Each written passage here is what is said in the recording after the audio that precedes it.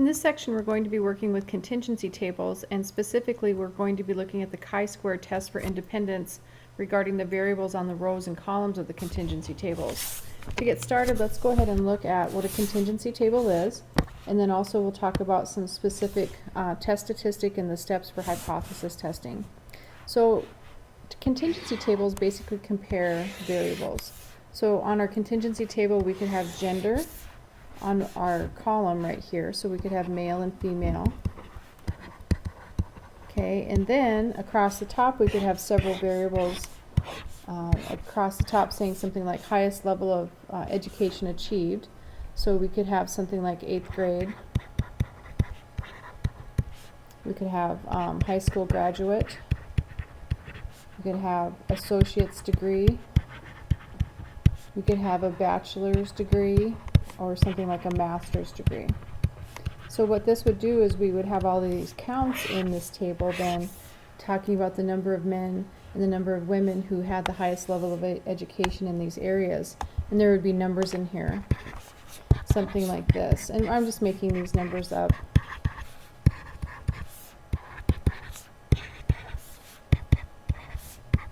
So this is an example of a contingency table. When we talk about a contingency table, we talk about the number of rows by the number of columns. So it's always row by columns. So in this particular case, this contingency table is 2 rows, male, female is the gender, and the number of columns would be the number of options here, 1, 2, 3, 4, 5. So this is a 2 by 5 contingency table, and our variable is gender and highest level of education achieved. And so what we're going to be doing in this section is trying to see if there's a relationship between gender and highest level of education achieved, and that relationship would be whether they're independent of each other or not. Now the table that we have listed here, these are called observed outcomes. Now we also will need to eventually create a table of expected outcomes as well. So again, observed and expected, just like for the last section that we looked at, are going to be important here. So for this test for independence, there's some requirements that must be met before I can go through and actually perform the test and then have reliable results come back out. So for these requirements, the first thing, as usual, is the sample data are randomly selected.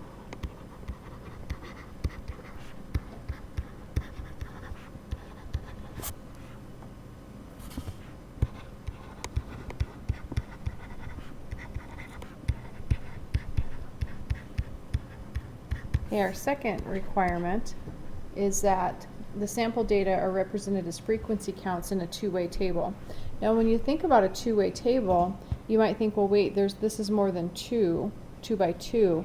What they mean by two-way is there's one variable on a row and one variable on a column to create 2 variables. So that's why it's called a two-way table, because we're talking about 2 variables. So the sample data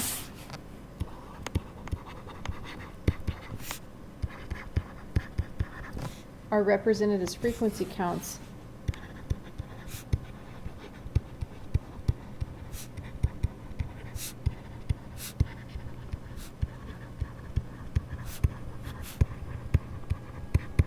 and these would be our observed frequencies in a two-way table. Now a two-way table is the same as a contingency table.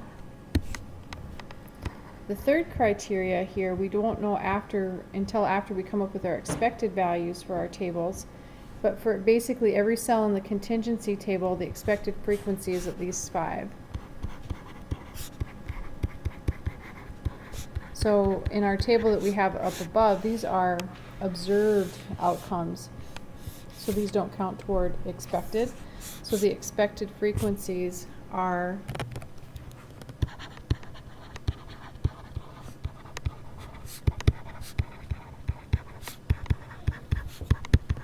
the expected frequency in each cell is at least 5. Now remember, this is expected frequency. Now if all these requirements are met, then I can go through and I can run the test of the steps for my hypothesis test, and it's a test for independence. Now we're going to rely on our calculators to do most of the calculations for us, but I will give you the formula for the test statistic, etc. as we go through and work through here. But again, we're going to rely on the calculators mostly for this. So let's go ahead and look at our steps for hypothesis testing. As usual, we can have the critical value approach or the p-value approach. So let's go ahead and look at the critical value approach. Now you're going to be using the ChiSquare table, same as you did for the last section. Okay, things that are common, you're going to state HO and HA. Now when we state HO and HA, basically we're testing HO is for independence, and HA would be that they're dependent. And if they're dependent, what that means is there's some sort of a relationship between the two. That may be a causal relationship, one causes the other, but that bears a little bit more looking into. The second step is we're going to state alpha, our level of significance.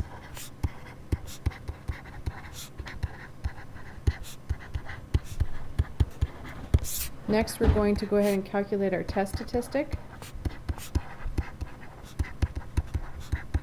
Now for this example, our test statistic is going to be the chi-squared test statistic, same as we used last time, except this time it's based on a table and not just values in a single table. Last time we looked at something like the number of games in a World Series. That's just one variable. Now we're looking at two variables. So this is going to be the sum of the observed minus expected quantity squared divided by expected for each of the cells.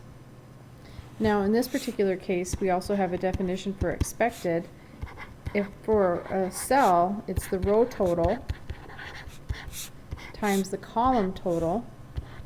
And this goes back to our probability from the beginning of the semester where we talked about independent events. We would multiply them together, divided by the grand total, or the overall total. Okay, I don't expect you to go through and calculate these by hand, because again, our calculators do a really nice job for that with us, and we can focus more on the results. Okay, step 4 would be to go ahead and find our critical value. And actually, I think I have these backward. I think we usually find our critical value first, so let's move this down. So our test statistic.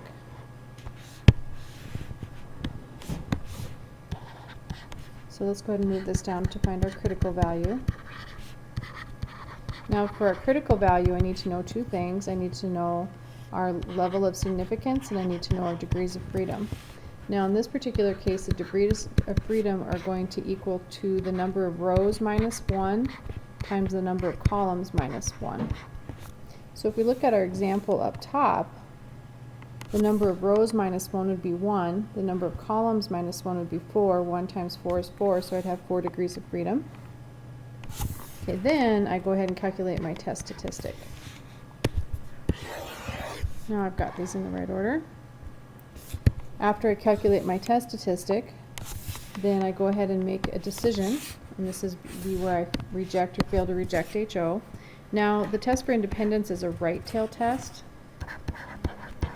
So that means I will reject HO if the test statistic is greater than the critical value. And I'll fail to reject HO if the test statistic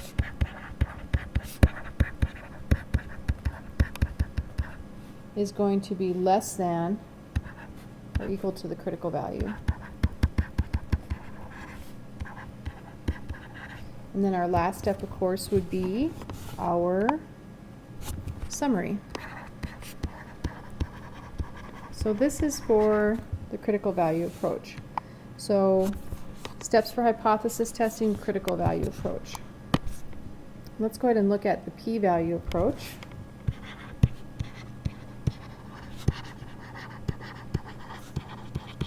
Now for the p-value approach, you definitely need to be able to talk about your calculator and using your calculator to help you find the p-value. To get started with the p-value approach, we're going to state HO and HA. Second, state the level of significance.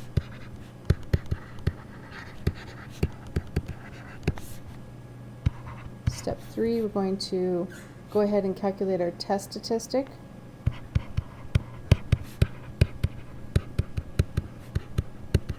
And the test statistic is the same as it is over here. And then next step, we're going to calculate our p-value.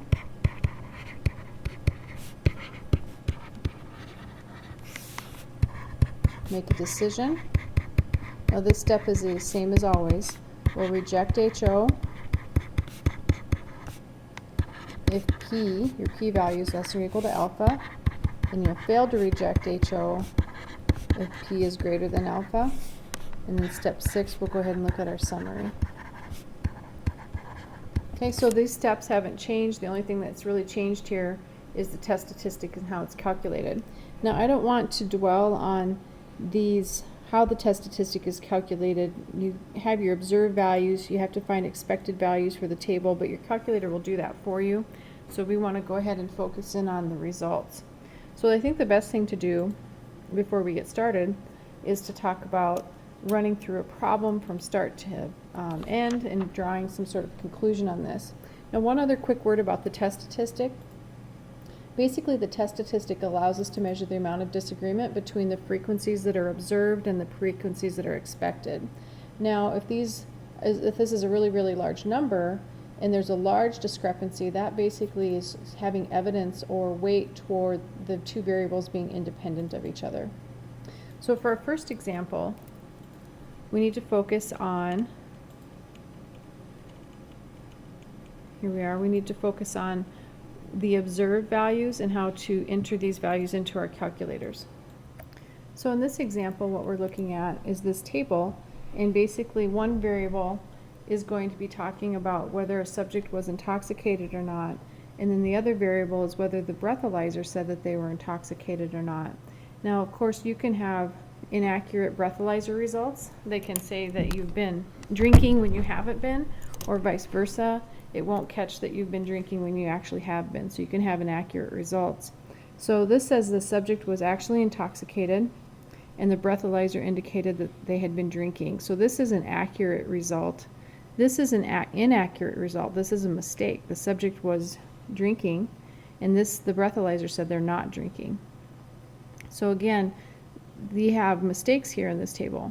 This is the inaccurate test, and over here the subject wasn't drinking and this said that the breathalyzer said that they were. So the 22 and the 9 counts are observed counts where the breathalyzer was actually incorrect.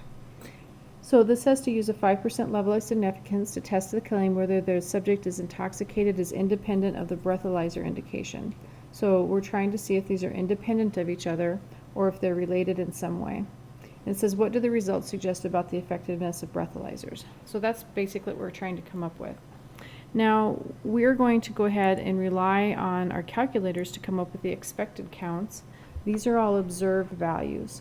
Okay, so important to keep in mind these values that we have listed here are observed.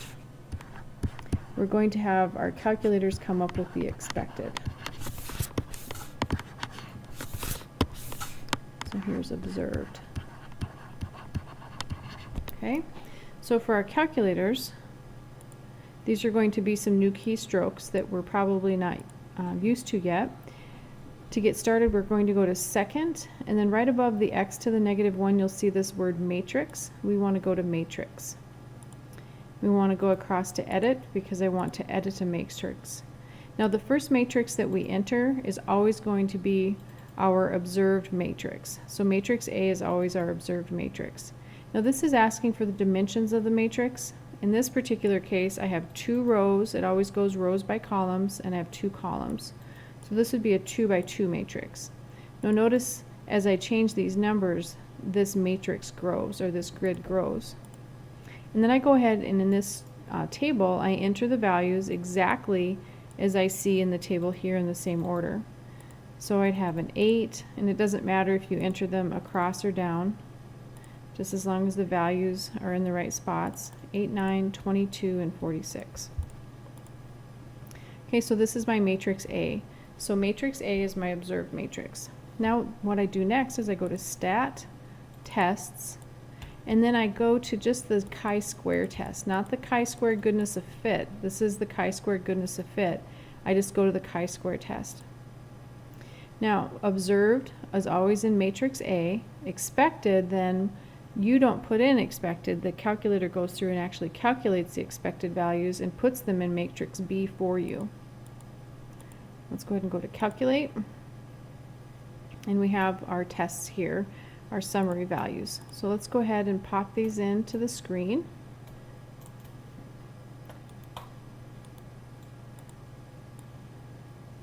And then we'll also go through and then we're going to look at matrix A and B. So matrix, and this tells me now I have a 2 by 2 matrix in A and a 2 by 2 in B. So here's matrix A. Let's go and have a look at that. And then let's go second matrix and matrix B. And I just want to look at these. I'm not trying to do anything with them or edit them. I just want to put them in my notes. So this is what I put into my calculator, and remember that was the matrix value. These are my observed, and then based on these observed, they calculated my expected counts here as well. So if you notice, all of my expected counts are 5 or larger, so I've met all the criteria for the test. Okay, so let's go ahead and run our test for independence now, since we've met the criteria for the test. So 1, we're going to state HO and HA. So HO versus HA. So for this particular example, I'm talking about the two variables and trying to determine whether they're independent of each other or not. So my HO is going to be independence. So whether the subject is intoxicated is independent of the breathalyzer indication. So we're going to use that exact same language. So breathalyzer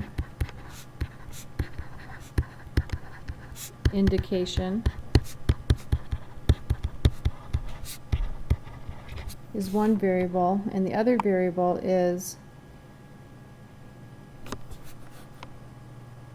whether they were actually intoxicated, subject intoxication. They're independent.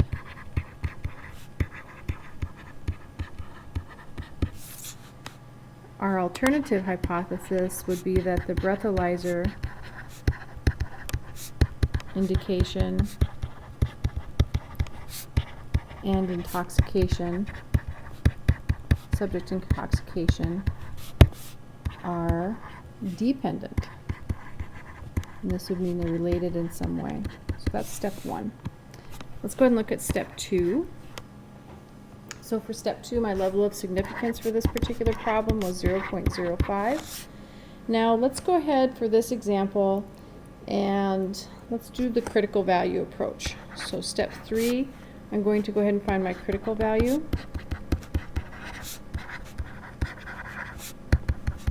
So for my critical value, if you forget about where your tables are, if you go into my math lab, remember under tables, and you were also given a copy of this table in class, we look at the ChiSquare distribution table.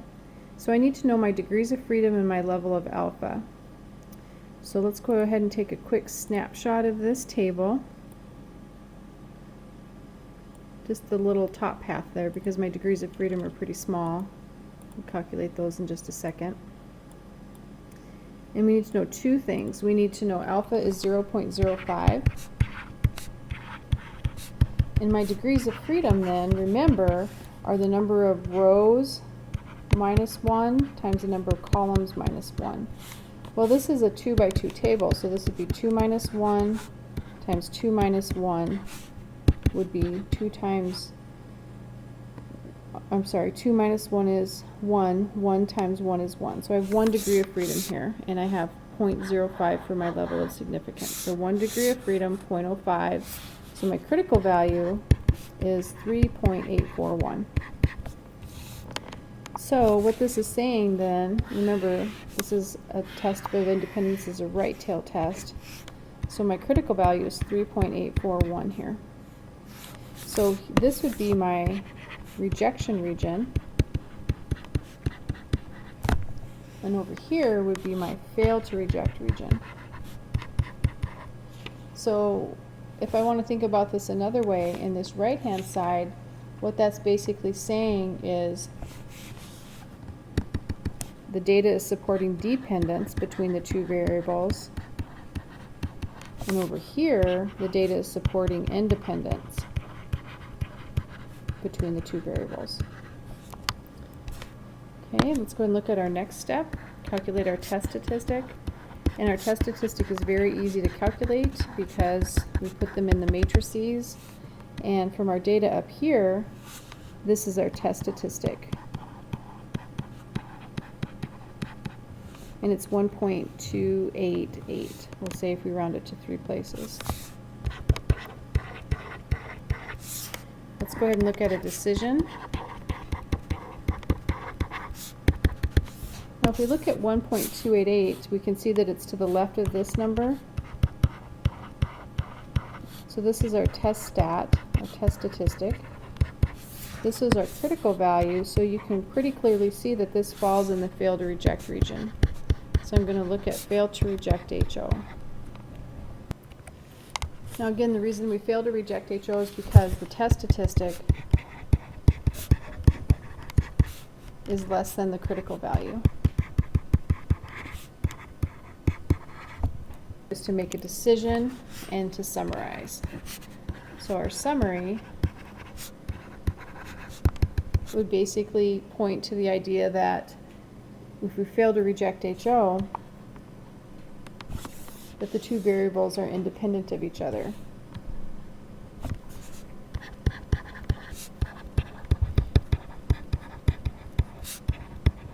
Now if the variables are independent of each other, that allows us to answer the question that we are actually being tasked to ask here.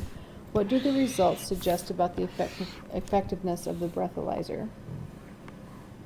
So I'd have to say here then that the results indicate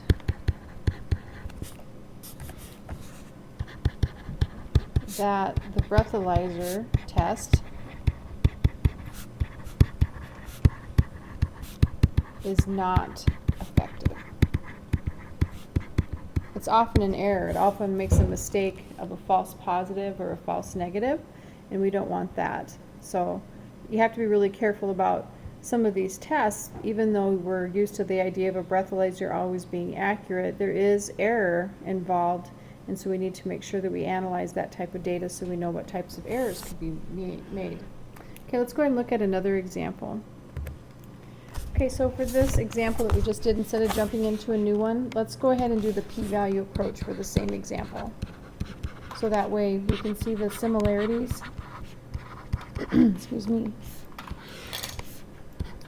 And then also see that we draw the same conclusions. So number one, we're going to state HO and HA. Now remember, HO is a test for independence, so we can use the same HO and HA that we have up here. Breathalyzer indication and intoxication are independent, versus the alternative, they're dependent. Whoops, that didn't work. Let's try that again.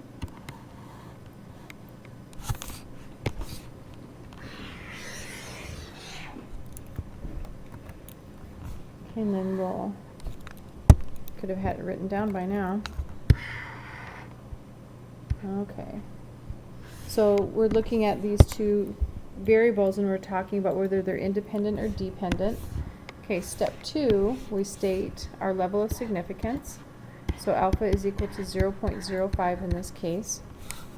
Then we have our test statistic.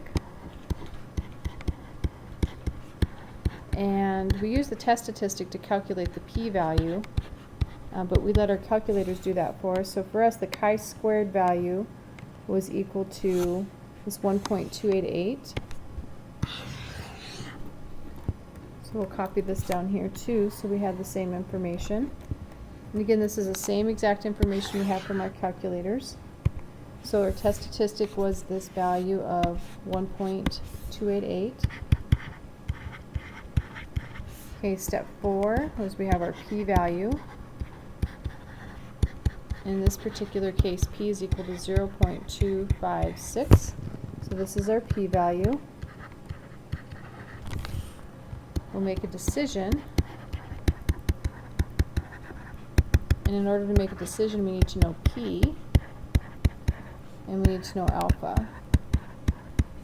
So again, P in this particular case is greater than alpha. So this means we'd fail to reject HO. So then we have our summary. And just as we had before, so the exact same conclusion. So for our summary above, we basically said the variables are independent, and we can draw the same conclusion here because we failed to reject as well.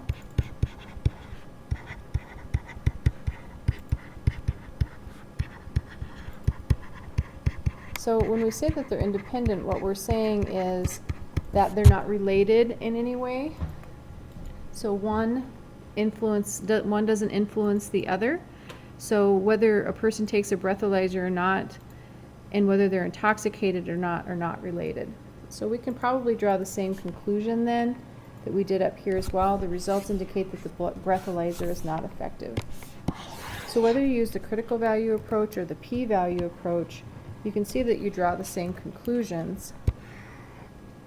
It just kind of depends on which approach that's being asked of you when you get into your homework section. Okay, now let's go ahead and look at a different example. Okay, this example basically is looking at a poll that was conducted about opinions about global warming. First of all, anybody who said that yes, they believe that there's solid evidence that the earth is getting warmer were tallied into this table. So if you were a person that they came up to and said, do you believe in the evidence of global warming is taking place, and you said no, then you're not appearing in this table. So these are only the yes responses. Now out of those yes responses, they looked at who was a male and who was a female, and then they asked them, do you believe global warming is caused by human activity, natural patterns, or you don't know? So we're trying to see if there's a relationship between gender and then basically a cause for global warming, to see if they're independent of each other or they're dependent. Well, if we just look at the numbers before we get started, it looks like to me the 296, 314, they're pretty close together. 159, 157 are very close, and so are 58 and 56. So just given how close these numbers are together, I don't think there's a relationship, but we'll have to run the test to be sure. So to get started, we want to make sure that we create our table of observed values in our calculator and our table of expected values, and then make sure all the expected counts are at least 5.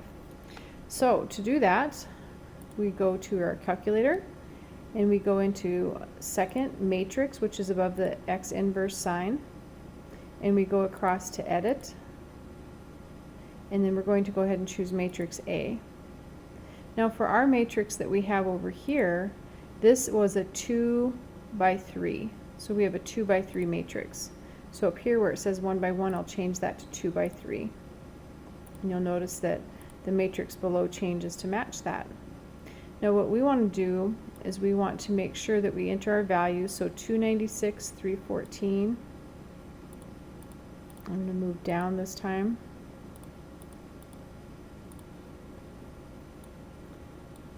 And then I have 159, 157. Remember, these have to be in the right spot, so make sure as you're moving around the matrix that they're showing up in the right spot. And then my last two would be 58 and 56. Okay, so we have all these different keystrokes here, but I think the most important ones are to get started here. Our second matrix right above the x inverse key, and then arrow over, and then that's where we're going to start editing. So here's our matrix A. Now what we want to do from here is we want to go to Stat, Tests, and we want to go straight to the ChiSquare test, not the ChiSquare goodness of fit, but just the ChiSquare test. And then our observed counts we put in matrix A. The expected counts will automatically go into matrix B. And so let's go ahead and go in and calculate now. So here's our summary data. We have a chi-squared test statistic, we have a p-value, and we have degrees of freedom here. Now we also want the information about our matrices of our observed and expected. So we'll print those out as well. So let's go ahead and look at matrix A. So again, that's under second matrix. And we want to choose A.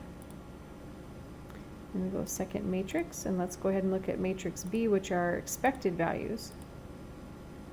And again, you can see that our expected values are really not too far off, 296, 300.894, etc.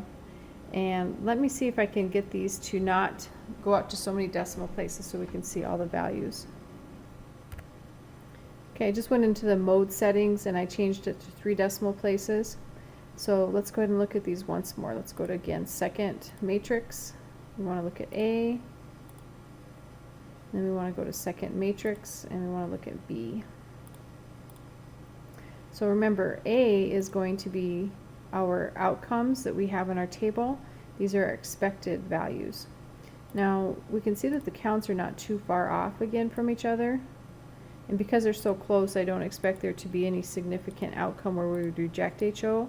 But as usual, we need to double check. We need to check everything here.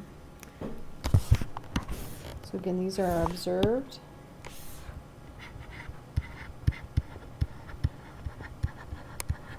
These are our expected. This is our test statistic.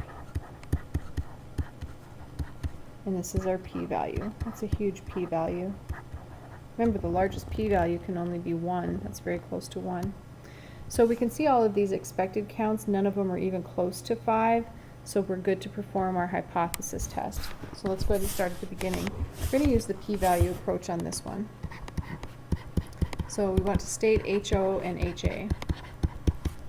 So for this example, what we're looking at is talking about the gender of respondents, and then basically all the respondents who answered yes, of course. So the gender of respondents and the cause of global warming. So gender and cause are independent. Meaning, just because if I knew a person responding yes was a female, that doesn't mean I could predict that she would always say that it's human caused. Or if the person answering yes was a male, I can't predict that they'd usually answer don't know. Our alternative hypothesis would be gender and cause are dependent. Okay, step 2, my level of significance was 0.05. Our test statistic is given here as well.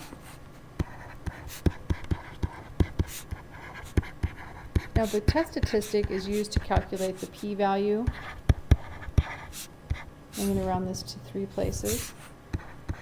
And the p-value is provided to us, so we actually don't really even do anything with the test statistic. P is equal to 0.823. I'm going to round that to 3 places as well. Step 5, we're going to make a decision. In order to make a decision, I need to know P, and I need to know alpha. Okay, so in this particular case, P is very much greater than alpha. Therefore, we fail to reject HO. Then we look at our summary. So the data basically supports the conclusion that the 2 variables, gender and cause, are independent of each other. So basically what we're saying is gender and cause of global warming are independent.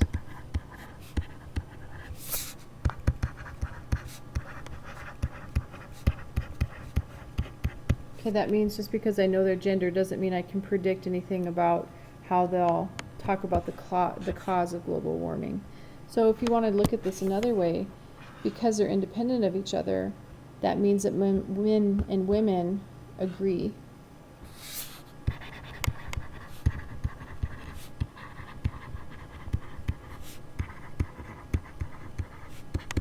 So again, what this is saying then, men and women agree, because if they were dependent, then whether you're a male or a female will change how you think about the cause of global warming takes place. So again, men and women agree here, then those outcomes are very, very similar in numbers.